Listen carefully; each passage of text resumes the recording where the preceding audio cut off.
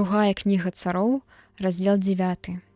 І спытаўся Давід, ці застаўся яшчэ хто з дому Саула, каб я аказаў міласэрнасць яму дзеля Ёнатана. А з дому Саула застаўся адзін паслугач на імя Сіба. Калі паклікаў яго цар да сябе, то спытаўся ў яго: «Ці ты Сіба?» І ён адказаў: «Я паслугач твой».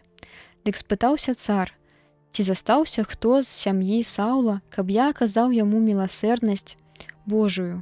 І Сіба адказаў цару: «Застаўся сын Ёнатана, хворы на ногі». Спытаў ён: «Дзе ён?»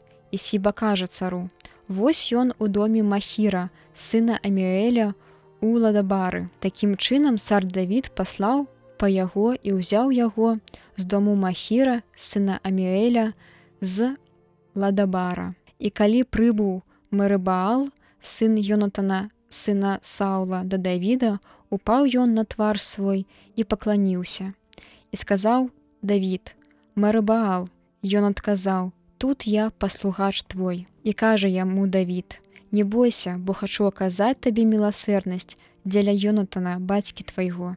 І я вярну табе усе палі Саула, бацькі твайго, і ты будзеш есці хлеб за сталом маім заўсёды». Ён, пакланіўшыся яму, сказаў: «Хто я ёсць, паслугач твой, што ты звярнуў увагу на здохлага сабаку, такога як я?» І паклікаў цар Сібу, паслугача Саула, і сказаў яму: «Усё тое, што належала Саулу і ўсёй яго сям'і, я перадаю сыну гаспадара твайго.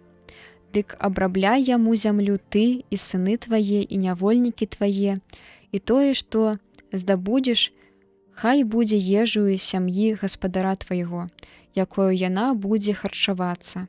А Мерыбаал, сын гаспадара твайго, будзе есці заўсёды хлеб з майго стала». А Сіба меў 15 сыноў і 20 нявольнікаў.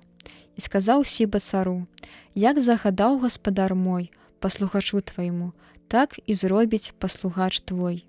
А Мерыбаал еў са стала яго, як адзін з сыноў цара. Мерыбаал меў сына малога на імя Міха.